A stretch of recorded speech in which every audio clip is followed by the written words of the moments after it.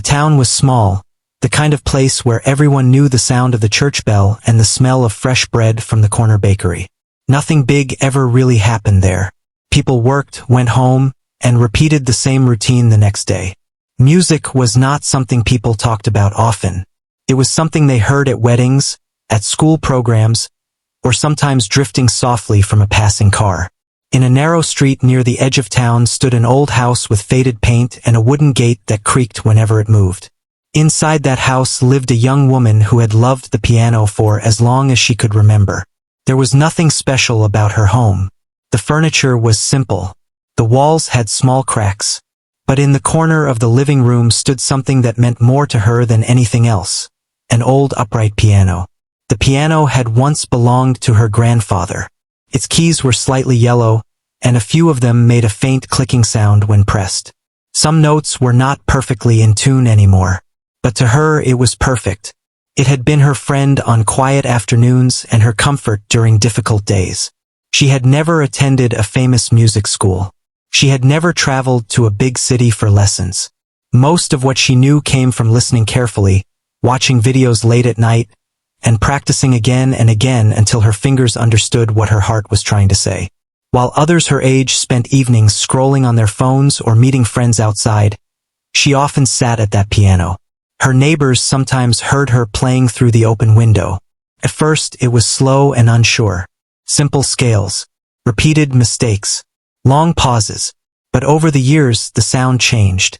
It grew smoother, fuller, more confident. Still, she never called herself a pianist. She would laugh if anyone suggested it. "I just play," she would say quietly. One afternoon, news spread through town that a famous pianist would be visiting. He was known across the country. His concerts sold out in large cities. His videos had millions of views online. Music teachers spoke about him with respect. Some even called him a legend. He was coming to host a public workshop at the town's cultural hall. For days, people talked about nothing else. Posters were placed near shops and schools. The local music teacher encouraged her students to attend. "This is a rare chance," she said. "You can learn from someone who performs on the biggest stages." The young woman saw the poster while buying groceries. She stood there for a long moment, reading the details carefully. The event was open to everyone. Participants could even volunteer to play. Her heart beat a little faster. She did not tell anyone she was thinking about going. Not even her family. A small voice inside her said it was not her place. That events like this were for trained musicians. For students who could talk confidently about technique and theory. But another voice, quieter but stronger, told her to at least listen. On the evening of the workshop, she stood in front of her mirror for longer than usual. She chose a simple outfit. Nothing bright. Nothing that would draw attention. She tied her hair back neatly. Before leaving, she walked to the piano and pressed a single key. The note echoed softly in the room. "I'm just going to listen," she whispered to herself. The cultural hall was brighter than usual that night. Rows of chairs filled the room. A large grand piano stood proudly on the stage under warm lights. People filled the seats quickly. Students holding notebooks, parents sitting proudly beside their children, and music lovers curious to see the famous performer up close. She slipped quietly into a seat near the back. When he walked onto the stage, the room burst into applause. He carried himself with confidence. His posture was straight. His smile was polished. He thanked the audience and spoke about dedication, discipline, and the journey of becoming a true artist. She listened carefully. Every word felt important. He began the workshop by playing a short piece. His fingers moved effortlessly across the keys. The sound was powerful and clear. The audience watched in complete silence. Even from the back row, she could feel the vibration of each chord. After finishing, he turned to the audience and invited questions. A few students asked about practice routines and performance anxiety. He answered smoothly with the ease of someone used to being admired. Then he made an announcement. "If anyone would like to play," he said, smiling slightly, "we can hear a few volunteers." The room shifted. Students looked at each other. Some whispered nervously. A few hands slowly went up, mostly from young music students who had prepared pieces for moments like this. She felt her palms grow warm. She had not planned to participate. She had promised herself she would only listen. But as one student after another played short pieces, she felt something stirring inside her. Some played well. Some made small mistakes. The famous pianist gave feedback, sometimes kind, sometimes sharp. She noticed how different it felt watching from a distance. The stage no longer seemed magical. It looked reachable. Her heart began to race. A quiet question formed in her mind. What if? She tried to push the thought away. She was not trained like the others. She had never played on a grand piano before. What if her hands froze? What if she embarrassed herself? Another volunteer finished playing. The pianist looked around the hall again. Anyone else? He asked. There was a pause. Without fully understanding how it happened, she felt her hand rising. At first, she thought she would quickly lower it again. But someone near her noticed and gently nudged her arm higher so the organizer could see. Yes, the organizer said, pointing toward the back. Please come forward. For a second, she could not move. Her legs felt heavy. The distance from the back row to the stage suddenly seemed very long. She could feel eyes turning toward her as she walked slowly down the aisle. Each step echoed in her ears louder than the applause had earlier. She climbed the small steps to the stage and stood beside the grand piano. Up close, it looked even more beautiful. Its black surface shone under the lights. The keys looked smooth and perfectly aligned. The famous pianist glanced at her briefly. "And you are?" he asked. She gave her first name softly. "Are you a student at one of the academies?" he continued. She shook her head. "No, I mostly practice at home." A few people in the audience exchanged looks. She heard faint whispers. The pianist raised his eyebrows slightly. "Self-taught." She nodded. He gave a short laugh. Not loud, but clear enough to be heard. "Well," he said, stepping slightly aside, "this should be interesting." A light ripple of laughter moved through parts of the audience. Her chest tightened, but she kept her face calm. "What will you play?" he asked. She hesitated. She had not prepared a special piece.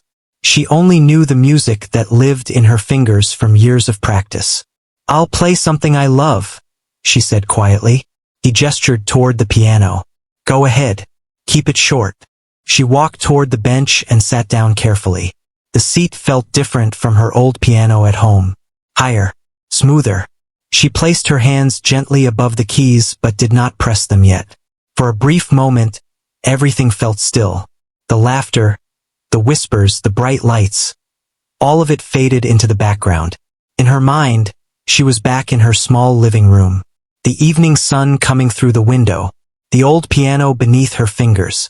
She took a slow breath. The hall waited, and just before her fingers touched the keys, she closed her eyes for 1 second. Not in fear, but in focus. Ready to let the music speak for her in a way words never could. Her fingers hovered over the keys for a brief second longer than expected. The hall was so quiet that even the smallest movement felt loud. She could sense the audience watching closely, some curious, some doubtful. Before she could begin, the famous pianist stepped closer again. "Wait," he said lightly. "Before you start, tell us, how long have you been playing?" She slowly lowered her hands to her lap. "Since I was little," she replied. "Private teachers?" he asked. She shook her head. "No, I learned on my own." A small murmur passed through the audience. It wasn't cruel, but it wasn't kind either. It was the sound people make when they are unsure whether to take someone seriously. The pianist smiled, but there was something sharp behind it. "Learning on your own can be limiting," he said. "Music is not just about pressing keys. It requires discipline, structure, professional guidance." She nodded politely. "Yes." He looked toward the audience. Many people think watching a few videos online is enough, but true artistry takes years of proper training. A few people chuckled softly. Her cheeks grew warm, but she kept her back straight. She didn't want to argue. She didn't want to defend herself. She simply wanted to play. He turned back to her. "What piece will you perform?" Something classical, I hope. She hesitated. The piece she wanted to play was not something famous or dramatic. It was simple but deep. It was something she had shaped over time, adding small touches of her own feeling. It's a piece I've practiced for years, she said quietly. He raised an eyebrow. Is it something we would recognize? Maybe, she replied honestly. Maybe not. That answer made a few people laugh again. The pianist leaned slightly toward the audience microphone. Well, let's see what self-practice can achieve, he said with a half smile. The words were light, but they carried weight. They made her feel small for a moment. She wondered if she should step away, if she should say she changed her mind. Her heart was beating fast now. She could feel it in her throat. The bright stage lights made it hard to see clearly into the crowd, but she could sense their eyes. She thought about walking back to her seat. She imagined sitting quietly, pretending none of this had happened. But then she remembered something simple.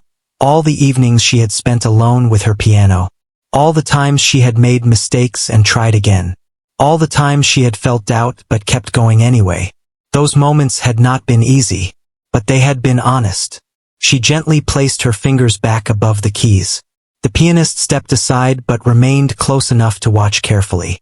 His expression carried curiosity, but also doubt. Whenever you're ready, he said. She pressed the first note. It was soft, clear, not rushed. The sound of the grand piano was different from her old upright at home. It was fuller, deeper. The note traveled across the hall like a ripple in water. She let it breathe before moving to the next one. Some people shifted in their seats, expecting something simple and uncertain. Instead, the melody began to unfold slowly, like a story being told with patience. Her hands trembled slightly at first, but as the second and third lines of music came, her body began to relax. The piano felt less like a stage instrument and more like an old friend. She wasn't thinking about the audience anymore. She wasn't thinking about the laughter. She was thinking about the music.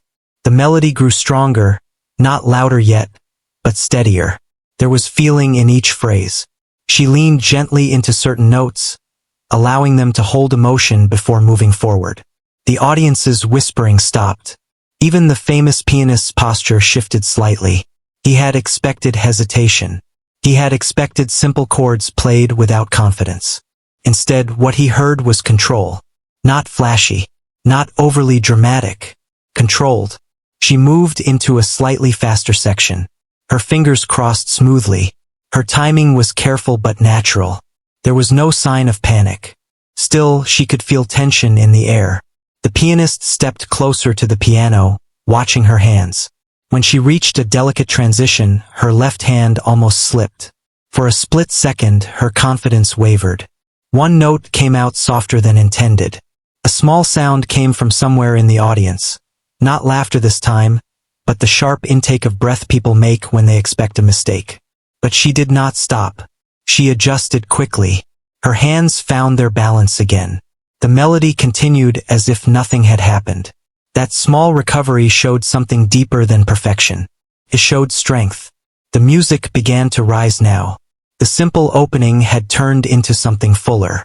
She allowed the notes to expand, filling the hall with warmth. The pianist's expression changed slightly. His smile faded. His eyes narrowed, not in anger, but in concentration. He was listening now, not judging, listening. As she moved into the heart of the piece, her playing became more confident. She was no longer just a volunteer from the back row. She was someone telling a story through sound. The audience felt it too. A woman in the second row leaned forward, her earlier smile gone, replaced with focus. A teenage student who had performed earlier lowered his notebook and stared at the stage. The energy in the room shifted. But the pianist was not fully convinced yet. He crossed his arms lightly, studying her technique. He noticed that her posture was not perfectly formal. Her wrists were not positioned exactly as textbooks recommend. Yet the sound remained clean. When she reached a more powerful section, she allowed herself to press deeper into the keys. The music swelled, rising like a wave. The grand piano responded beautifully, carrying the sound to every corner of the hall. The earlier laughter now felt distant, almost unreal. Still, a small part of her remembered it. It did not make her angry. It made her stronger. She played the next passage with quiet determination. Not to prove anyone wrong. Not to impress. But to be honest. The piece moved into a softer section again, like a calm after movement. Her hands slowed. The melody became gentle, almost fragile. In that softness, the entire hall grew still. Even the air felt different. The famous pianist uncrossed his arms. He was no longer analyzing her mistakes. He was trying to understand her feeling. And that was something he had not expected. As she approached the end of this section, she allowed the final notes to fade slowly. Not rushed, not dramatic, just real. There was a brief pause between this part and what would come next. She lifted her fingers slightly above the keys. The hall remained silent. No one laughed. No one whispered. The same people who had doubted her were now waiting to see where she would take the music next. The pianist glanced toward the audience, then back at her. There was no smile on his face now. Only focus. The moment of embarrassment that had seemed so large just minutes ago had begun to shrink. Something else was growing in its place. Respect. She drew in a quiet breath and prepared to continue, unaware that the next few minutes would change not only how the audience saw her, but how the famous pianist saw himself. She let the silence stay for one more second before her fingers returned to the keys. That small pause made the audience lean in even closer. It felt like the moment before rain begins, when the air is heavy and waiting. Then she began the next part. This time, the melody did not start softly. It entered with quiet confidence, like someone stepping into a room without needing permission. Her right hand carried a clear line of notes that flowed one into the next without hesitation. Her left hand supported it with steady chords, deep and warm. She was no longer thinking about the famous pianist standing nearby. She was no longer thinking about the earlier laughter. Something inside her had shifted. The nervous girl who had walked up from the back row was fading. In her place was someone who trusted her own hands. The grand piano responded beautifully. Every note rang out clean and full. The sound filled the hall, wrapping around the audience like a blanket. A man near the aisle slowly lowered his phone. He had been recording casually before, but now he simply wanted to listen. A young student who had performed earlier sat very still, eyes wide, as if trying to understand how this was happening. The music grew stronger. Her fingers moved faster now, but not carelessly. There was purpose in each movement. She leaned slightly forward, her shoulders relaxed, her face calm. She wasn't showing off. She wasn't trying to impress anyone. She was simply letting the music speak. The famous pianist took a small step closer without realizing it. He watched her hands carefully. He expected to see tension, mistakes, or signs of panic as the piece became more complex. But there were none. Instead, there was control. She entered a section filled with quick runs up the keyboard. The notes climbed higher and higher, like light breaking through clouds. Her fingers moved smoothly across the keys, crossing over each other with ease. The sound sparkled. A quiet gasp came from somewhere in the middle rows. The pianist's eyes narrowed slightly. He was no longer skeptical. He was studying her seriously now. He noticed that while her technique was not textbook perfect, it was natural. Nothing looked forced. She reached the top of the run and held the final high note just long enough to let it shine before bringing the melody back down gently. The balance was beautiful. As she continued, something unexpected happened inside her. The fear that had been sitting in her chest completely disappeared. In its place came something warm and steady. Belonging. For the first time that evening, she felt like she was exactly where she needed to be. The music shifted again, moving into a deeper, more emotional section. The tempo slowed slightly. The melody carried a quiet sadness, the kind that does not need tears to be understood. Her touch became softer. Each note felt like a memory. In the audience, a woman in the front row pressed her lips together, her eyes glistening. The music seemed to reach into places words could not. The famous pianist felt it too.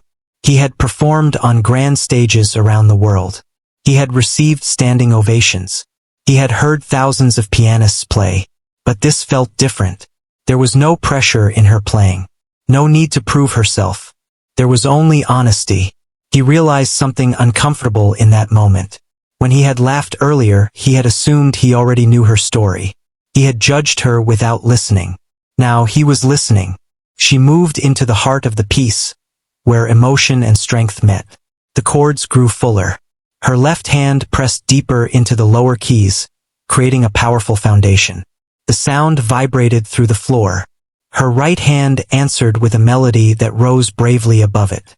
The hall felt smaller now, not because of the space, but because everyone's attention was pulled tightly toward the stage. No one shifted in their seat. No one whispered. Time felt slower. She reached a difficult passage, one she had practiced many times at home. On her old piano, the keys sometimes stuck slightly during this part. She had learned to adjust her touch carefully because of it. Now, on the smooth grand piano, her fingers flew without resistance. The notes poured out clearly, one after another, building toward something bigger. The famous pianist's expression softened. He could see that this was not luck. This was not a simple hobby. This was years of quiet dedication. As she approached the final section, the music swelled again. It was not loud in a harsh way. It was powerful in a steady, confident way, like a voice that has finally decided to be heard. Her body moved slightly with the rhythm. Not dramatically, just naturally. She was inside the music now. The audience felt it. A young boy in the back row leaned forward, resting his chin on the seat in front of him, eyes fixed on her hands. An older man closed his eyes, allowing the sound to wash over him. The pianist no longer stood with crossed arms. His hands hung loosely at his sides. She entered the final build-up. The notes climbed again, faster this time, stronger. Her fingers did not hesitate. The sound grew brighter, filling every corner of the hall. Felt like sunlight after a long gray day. Then came the final sequence. A series of bold chords that carried both strength and grace. She played them with full confidence. The last chord rang out rich and steady. She held it just long enough to let it settle into the room. Then she slowly lifted her hands. Silence. It was not the awkward silence from before. It was deep and heavy, filled with emotion. No one moved. The famous pianist stared at the piano for a second, as if replaying what he had just heard. He felt something shift inside him. Not jealousy, not embarrassment, but humility. He had underestimated her. The silence stretched for what felt like forever. Then, from somewhere near the middle of the hall, a single pair of hands began to clap. The sound echoed clearly. Another joined, and then another. Within seconds, the entire room rose into applause. It was not polite applause. It was loud, genuine, overwhelming. She blinked in surprise. She had not expected this. She had only hoped to finish without making mistakes. Now the sound of clapping filled the hall, stronger than any laughter from earlier. She slowly stood from the bench, her heart beating fast again, but for a different reason. She looked out at the crowd. The faces she saw were not doubtful anymore. They were amazed. The famous pianist stepped forward. For a brief moment, the applause softened as people waited to see what he would do. He looked at her, really looked at her with a new understanding. Then he extended his hand toward her. She hesitated for a second before shaking it. His grip was firm, but his expression was different now. No trace of mockery, no trace of pride, only respect. The applause continued around them. In that moment, something had changed in the room. It was not just about music anymore. It was about being seen. And she realized that sometimes, the most powerful sound is not the laughter that tries to make you small, but the music that rises anyway. The applause did not fade quickly. It continued in waves, strong and steady, filling the hall with a kind of energy no one had expected at the start of the evening. She stood beside the piano, unsure of what to do with her hands. She had imagined walking quietly back to her seat, maybe avoiding eye contact. Instead, she found herself in the center of a moment much bigger than she had prepared for. The famous pianist was still standing next to her. For a brief second he looked out at the audience, then back at her. His expression was no longer distant or amused. It was thoughtful. He leaned slightly toward the microphone. "I think," he began slowly, waiting for the applause to soften. "We all just learned something important." The room grew quieter, though people were still smiling and whispering to each other. He turned toward her. "That was beautifully played," he said, his voice clear enough for everyone to hear. "Not just technically. Emotionally." The word hung in the air. Emotionally. It meant more than praise about speed or skill. It meant he had truly listened. She nodded gently, still overwhelmed. "Thank you," she replied softly. He looked back at the audience. "Music is not only about where you study," he continued. "It is about how deeply you feel and how honestly you express it." A few people in the crowd nodded. Some even looked slightly embarrassed, remembering the earlier laughter. He stepped a little closer to the piano and rested his hand on its edge. "May I ask you something?" he said, turning to her again. She nodded. "When you play, what do you think about?" The question surprised her. No one had ever asked her that before.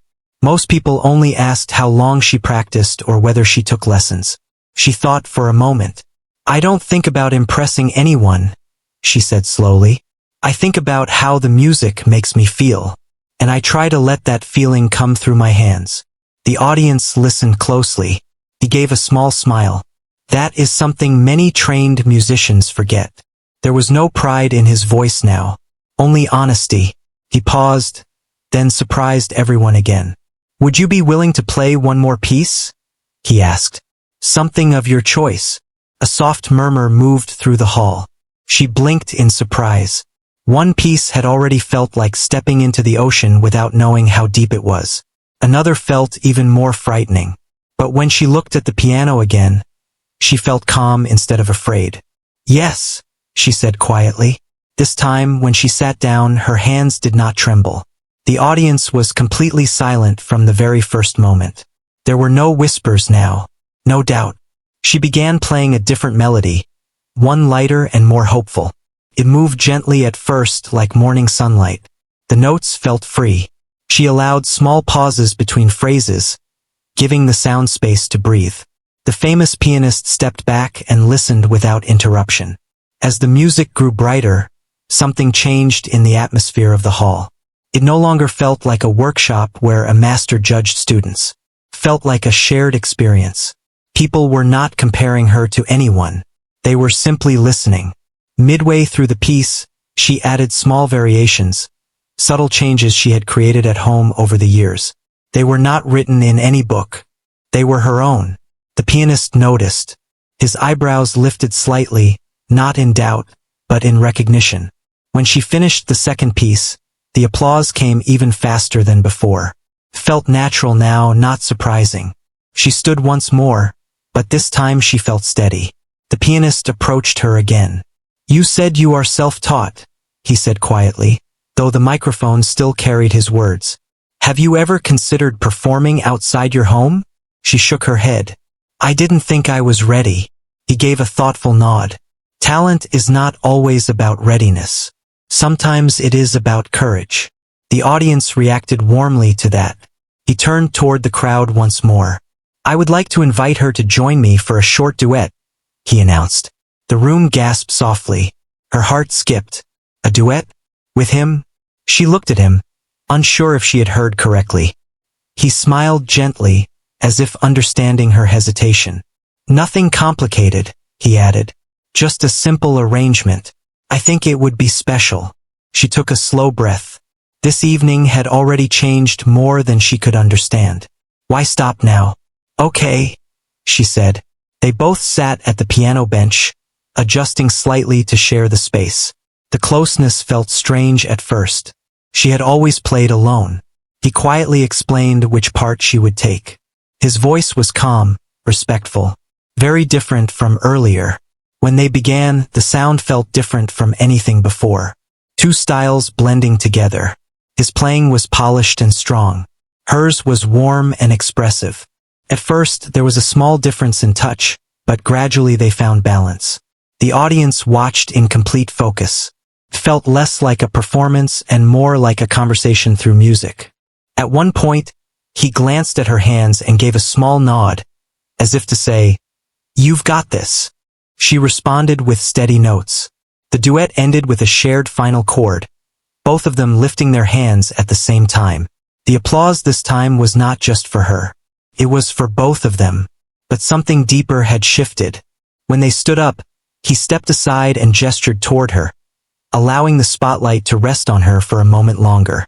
She could feel the warmth in the room, not the heat of embarrassment, not the pressure of judgment. Warmth. After the applause finally settled, he addressed the audience again. "Tonight was supposed to be a lesson," he said, "but I believe I learned just as much as anyone else." The words were simple but sincere. He turned to her once more. "Never stop playing," he said quietly, so only she could hear clearly. "And never doubt that your voice matters." She nodded, feeling something inside her shift permanently. The fear that once held her back seemed smaller now. Not gone completely, but manageable. As she walked off the stage, people reached out to shake her hand. A few students told her they felt inspired. One older woman said she had not felt that moved by music in years.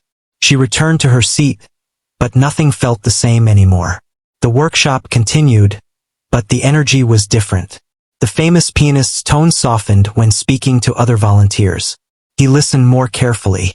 He encouraged more than he corrected. And from the back row, she watched quietly, understanding that the change was not only in her life, it was in his too. That evening, when the hall slowly emptied and the lights dimmed, she stepped outside into the cool night air. The sky above the town looked the same as always, but she did not feel the same.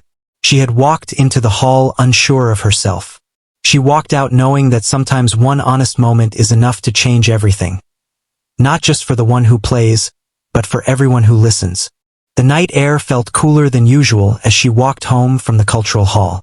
The streetlights glowed softly, and the town was quiet again, almost as if nothing unusual had happened. But inside her, everything felt different. She kept replaying the evening in her mind.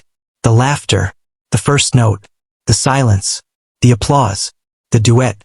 It all felt like a dream she might wake up from at any moment. When she reached her house, the wooden gate made its usual creaking sound. She stepped inside and paused in the living room. The old upright piano stood in its corner, calm and familiar. She walked toward it slowly and ran her fingers across the top, feeling the small scratches in the wood. This piano had heard every mistake she had ever made. It had heard her doubts. It had heard her quiet hopes. Tonight it felt like it was waiting. She sat down and pressed a single key. The sound was softer than the grand piano at the hall, but it carried the same warmth. She smiled to herself. For the first time, she did not feel small in front of her own instrument. The next morning, she woke up thinking it might all fade away. Maybe people would forget. Maybe it had only felt big because it was new. But by noon, her phone began to vibrate with messages. A friend who had attended the workshop sent a short video clip. It showed her sitting at the grand piano, playing that powerful section from the middle of her piece. The applause at the end was loud, even through the small speaker. "People are sharing this everywhere," the message read. She felt her heart race again, but this time with confusion. She had not played for attention. She had not planned for any of this. By afternoon, the local community page had posted about the workshop. A photo of her standing beside the famous pianist was shared with a simple caption, "A surprising moment at last night's music event." Comments began to appear. "Who is she? She plays beautifully. That was unexpected." Some comments even admitted, "I was there. I didn't think she would be that good." She read them carefully. Some made her smile. Some made her thoughtful. But none of them made her proud in an arrogant way. They simply reminded her that people can change their minds. Later that day, there was a knock at her door. When she opened it, she found the local music teacher standing there. The same teacher who had encouraged her students to attend the workshop. "I hope I'm not disturbing you," the teacher said gently. "No," she replied. stepping aside to let her in. The teacher looked around the simple living room and noticed the old piano immediately. She walked toward it slowly. "So this is where it happens," she said softly. She nodded. The teacher ran her fingers lightly over the keys without pressing them. "Why have I never heard you play before?" she asked. She shrugged slightly. "I never thought I was ready." The teacher turned to look at her with a serious but kind expression. "You were more than ready." They sat down at the small table near the window. "I would like to invite you to perform at our school's annual music evening," the teacher continued. "Not as a student, as a guest." The words felt unreal. "A guest?" she repeated. "Yes, I believe the students need to see that music does not only belong to those with certificates and big titles." She did not know what to say. Her hands felt warm again, just like they had before stepping on stage. "I don't know if I can," she admitted honestly. The teacher smiled. "You already did." After she left, the house felt quieter than usual. Later that evening, her phone rang again. This time it was an unknown number. She hesitated before answering. It was the organizer of the workshop. "We received many positive responses about your performance," the voice said. "The pianist himself mentioned your name in a small interview this morning. He spoke about being reminded that music is about heart."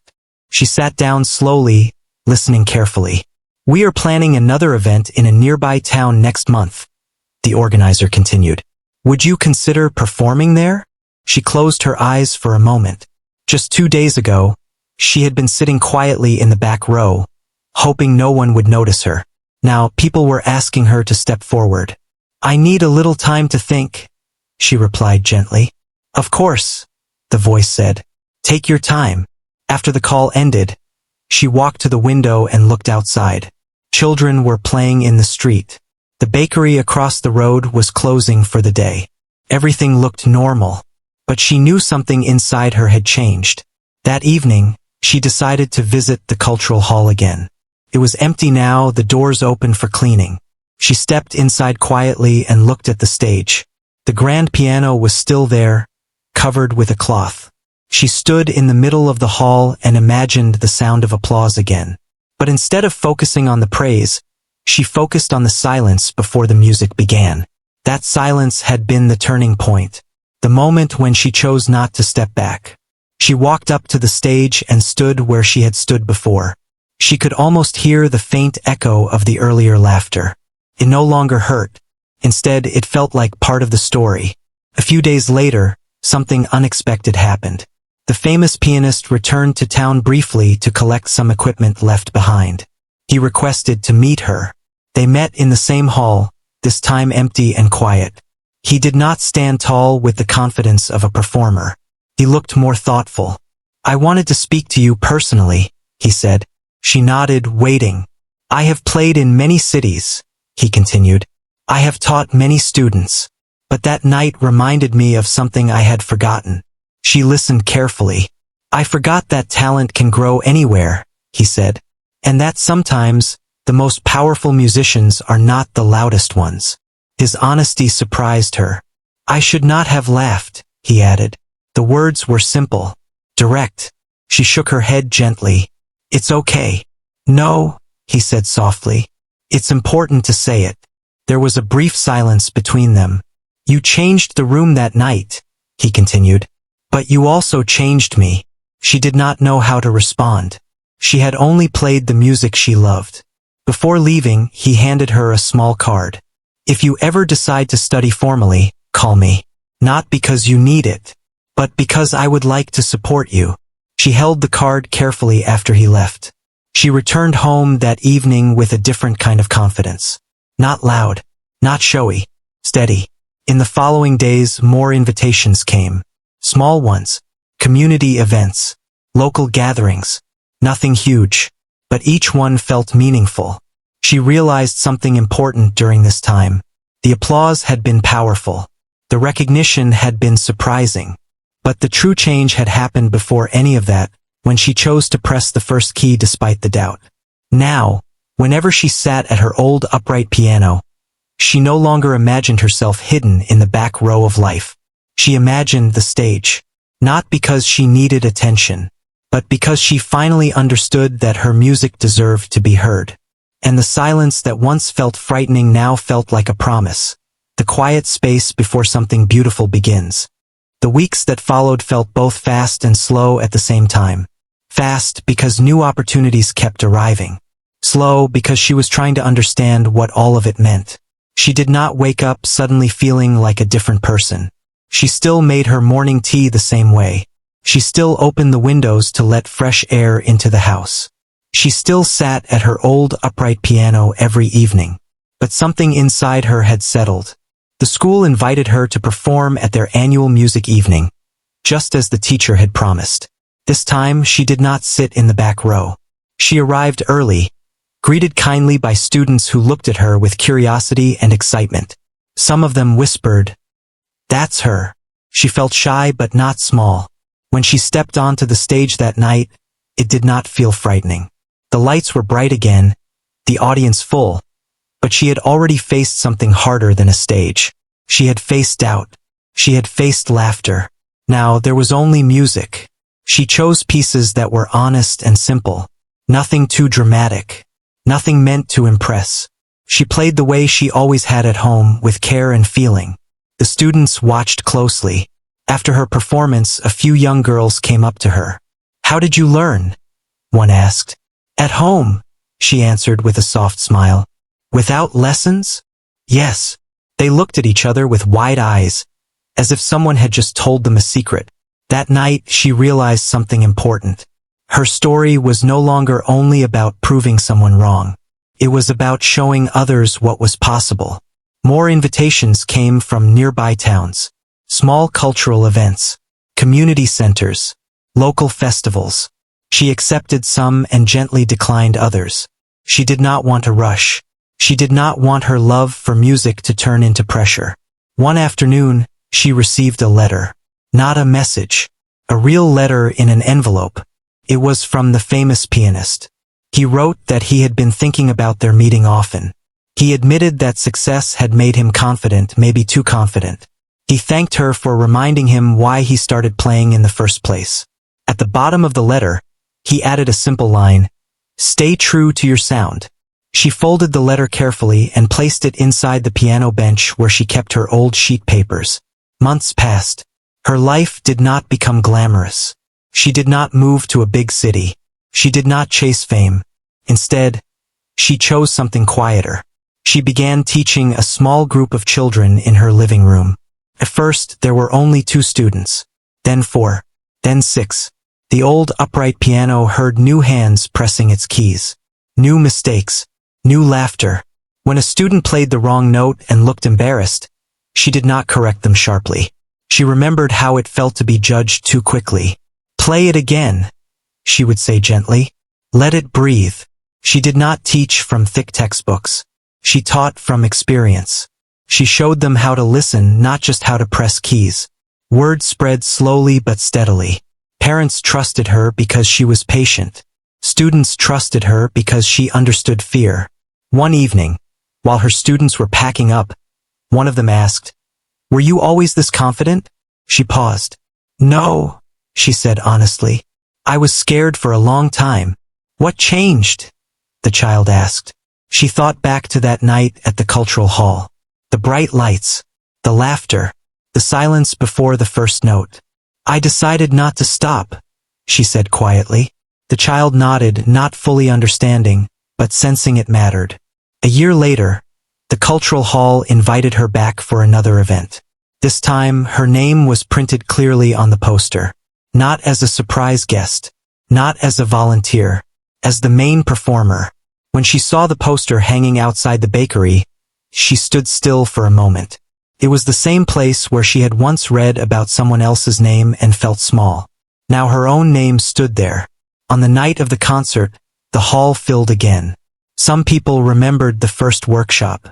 Others were new. She walked onto the stage with calm steps. The grand piano waited under the warm lights. Before sitting down, she looked at the audience and smiled gently. "I used to sit in the back row," she said into the microphone. "I never thought I would stand here." The audience listened carefully. Music gave me courage when I didn't have much. I hope tonight it gives you something too. She sat down and began to play. The first note echoed clearly, just like before. But this time there was no doubt in the room. The music flowed naturally. She played with freedom, not trying to prove anything. Each piece told a small story, of quiet evenings, of practice, of fear, of growth. In the middle of the performance, she noticed something in the front row. The famous pianist was sitting there quietly. He was not announced. He was not on stage. He was simply listening. Their eyes met for a brief second. He gave a small nod, not as a judge, but as someone who respected her. She returned her focus to the keys. When the final chord rang out that night, the applause rose again. Strong, heartfelt, real. But what mattered most was not the applause. It was the feeling inside her. Peace. After the concert, people gathered around her. Some thanked her. Some asked for advice. Some simply shook her hand. When the hall finally emptied and the lights dimmed, she stayed for a moment alone on the stage. She placed her hand gently on the piano. A year ago, she had walked up those same steps unsure of herself. She had faced laughter and doubt. Now she understood something deeply. The laughter had not been the end of her story. It had been the beginning. She stepped off the stage and walked outside into the night air once again. The sky looked the same as it always had over the small town. But she knew now that a small town did not mean small dreams. And sometimes, all it takes to change everything is one brave note played at the right moment. She went home, opened her wooden gate, and sat once more at her old upright piano. She pressed a key. The sound was soft, imperfect, familiar. She smiled. Because this simple room, this worn piano, this quiet courage, was where the real music had always begun.